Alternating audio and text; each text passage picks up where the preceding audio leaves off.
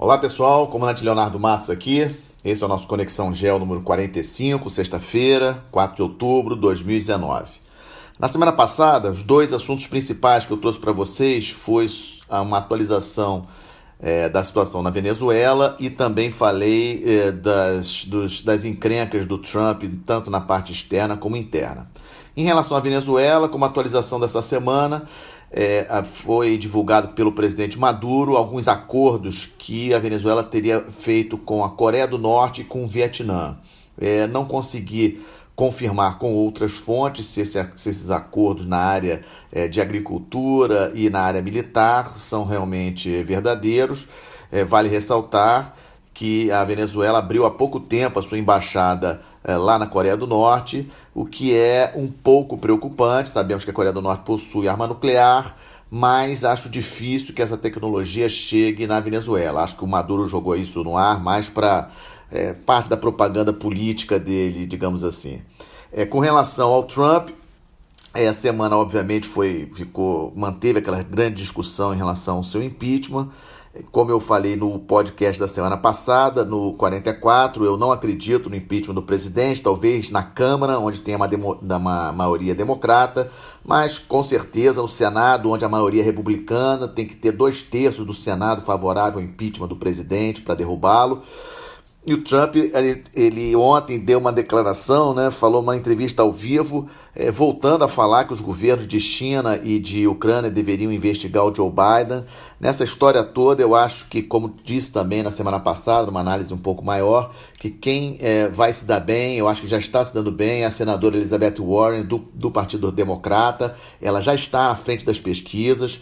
A senadora ela tem algumas vantagens, ela é uma senadora ficha limpa, não teve nenhum outro cargo executivo antes desse mandato como senadora por Massachusetts, é muito preparada, acadêmica, professora de direito, ou seja, eu acho que a senadora Elizabeth Warren deve vir realmente como candidata do Partido Democrata, e acho sim que ela pode incomodar o Trump. Ela está com uma plataforma aí, uma das posições da senadora é a questão da taxação de grandes fortunas, está fazendo um certo sucesso entre o eleitorado democrata e também parte do eleitorado republicano. Pelas últimas pesquisas, ela já está na frente, bem na frente do Biden, em relação à indicação do Partido Democrata, ou seja, mas vamos aguardar esses desdobramentos dessa crise envolvendo o Trump e o pedido de impeachment. Mas essa semana eu trouxe para vocês dois assuntos que eu considero importantes para falar com vocês. Primeiro, essas instabilidades no nosso entorno estratégico, Equador, Peru, um pouco de Argentina. Também vou falar dos 70 anos da China. Com relação à instabilidade no nosso entorno, as notícias novas dessa semana que surpreenderam a muitos que não acompanham bem esses países, o presidente do Peru, o Martín Vizcarra, ele convocou eleições parlamentares para janeiro de 2020 e dissolveu o Congresso Nacional. Essa quebra de braço do Vizcarra com o Congresso já vem se arrastando há algum tempo. O Congresso peruano ele é de maioria fujimorista, ou seja, de oposição ao governo dele. Muitas dificuldades para fazer, digamos assim, aprovar diversas leis. Estava previsto que as eleições peruanas fossem em 2021, mas foram antecipadas para janeiro de 2020. Em termos de instabilidade no país, o que me chamou a atenção é que, pelos informes que tenho, que a maioria da população foi favorável ao presidente. O Peru tem vivido aí, esses últimos anos um combate forte à questão da corrupção, envolvimento também com Odebrecht e de ex-presidentes. O Pedro Kuczynski, que era o presidente, o Vizcarra era vice-presidente e acabou assumindo a presidência do Peru em 2018 em função do Pedro Kuczynski ter renunciado com acusações de corrupção, no caso da Odebrecht. Então o Peru está nessa briga aí contra a corrupção e aconteceu essa questão aí da dissolução do Congresso com eleições marcadas para janeiro. Mas em linhas gerais o país está estável, está operando normalmente, as pessoas estão trabalhando normalmente, as Forças Armadas imediatamente deram, digamos assim, apoio ao Vizcarra e parece que a população, de uma maneira geral, também.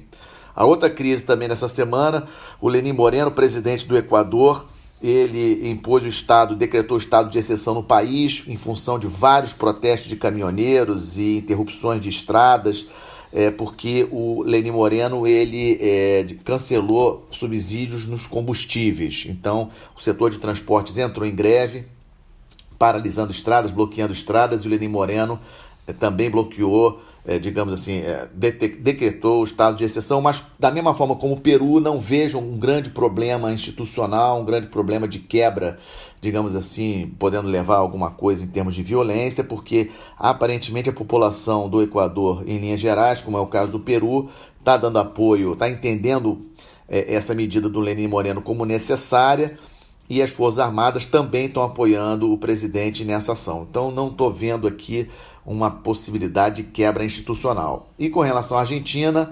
o presidente Macri, definitivamente, acho praticamente impossível que ele vença as eleições agora do 27 de outubro. A situação dele está muito ruim.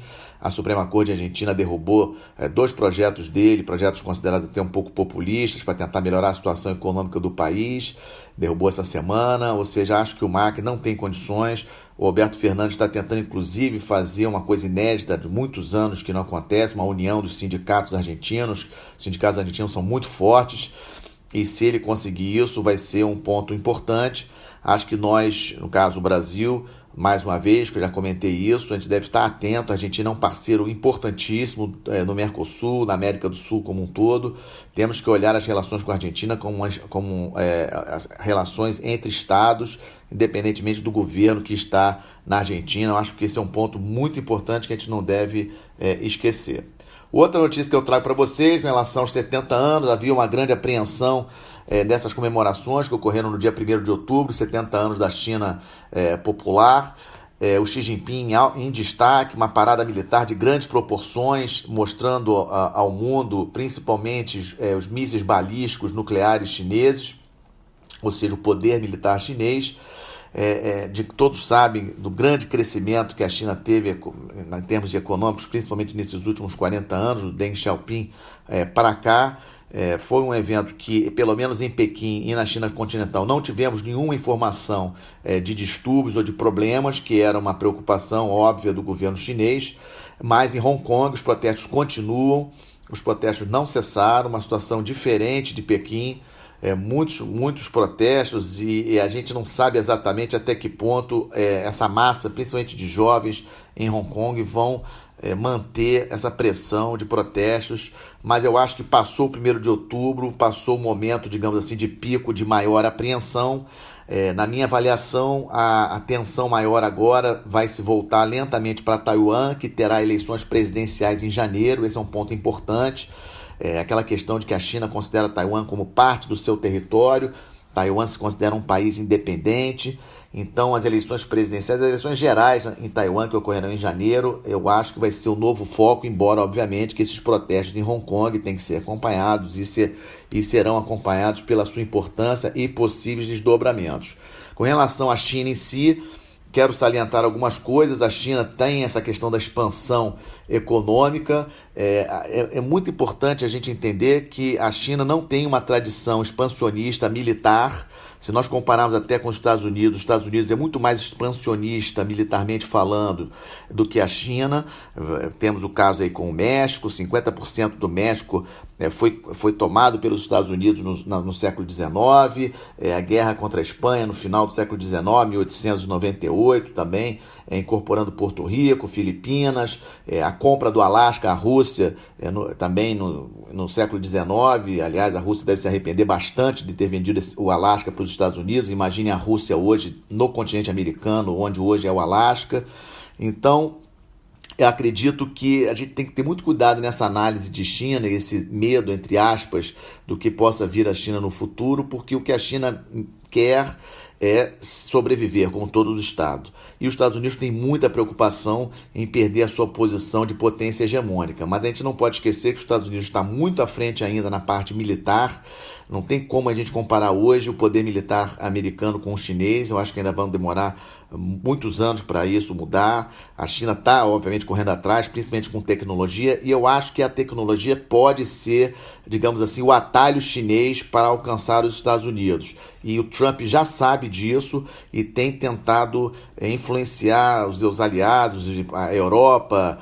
Outro dia também com o primeiro-ministro da Índia, o Narendra Modi, para que não utilize a tecnologia chinesa no 5G, aquela briga com a Huawei, aquela empresa de alta tecnologia chinesa. Esse é um medo grande dos Estados Unidos.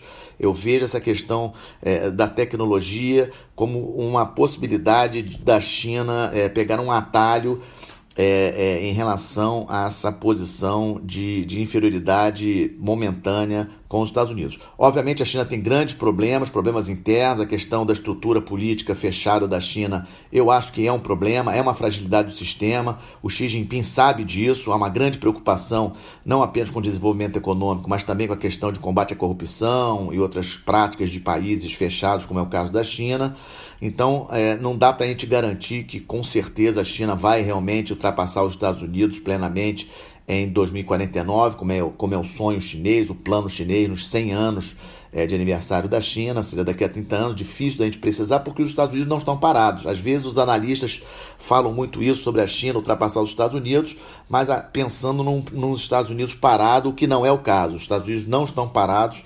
Então, essa disputa entre Estados Unidos e China é a grande disputa do século XXI. A gente vai acompanhar isso, com certeza, vai ainda escutar muitos livros, muitas situações vão ocorrer focadas nessa disputa pela liderança mundial entre China e Estados Unidos.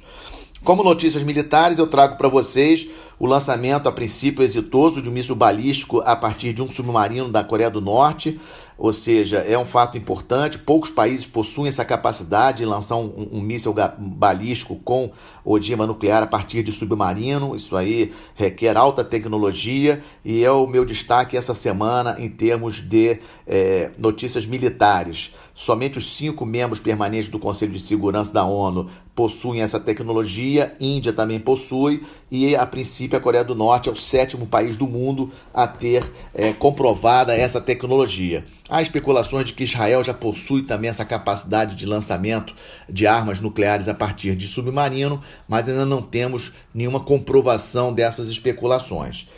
Bom, não estamos de olho, a nossa quarta parte do nosso podcast, acompanhando aí a batalha do Boris Johnson em relação à saída do Reino Unido da União Europeia. Como eu já tinha falado no último podcast, acho difícil o Boris Johnson ser exitoso. A reunião da União Europeia lá em Bruxelas será no próximo dia 17 agora de outubro, e a data para a saída do Reino Unido da União Europeia é marcada para 31 de outubro. O Boris Johnson veio com um novo plano essa semana, a oposição rechaçou o plano no parlamento britânico, os europeus em linhas gerais também não se mostraram muito favoráveis a essa proposta do Boris Johnson, ou seja, está muito difícil do Boris Johnson negociar um novo plano, bastante fragilizado. Obviamente, continuamos a acompanhar a situação de Hong Kong, lá na China, um evento importante, essas manifestações, não sabemos até que ponto essas manifestações em Hong Kong podem aumentar, e os outros casos que comentei aqui hoje do nosso entorno estratégico, Venezuela, essa situação no Equador, no Peru, as eleições na Argentina, lembrando também que temos esse mês agora de outubro, eleições na Bolívia no dia 20 de outubro e também no Uruguai no dia 27 de outubro, obviamente de importância relativa menor do que a Argentina. A Argentina é a segunda maior economia do subcontinente americano, da América do Sul, então é importante a gente acompanhar a situação na Argentina de perto. Esse então foi o nosso Conexão Geo número 45, lembrando a vocês que estamos não apenas com nossa página no YouTube, mas também no Spotify e com página no Facebook, onde eu procuro publicar algumas notícias ao longo da semana. Desejo a todos um bom final de semana, uma boa semana, até a próxima sexta-feira. Obrigado.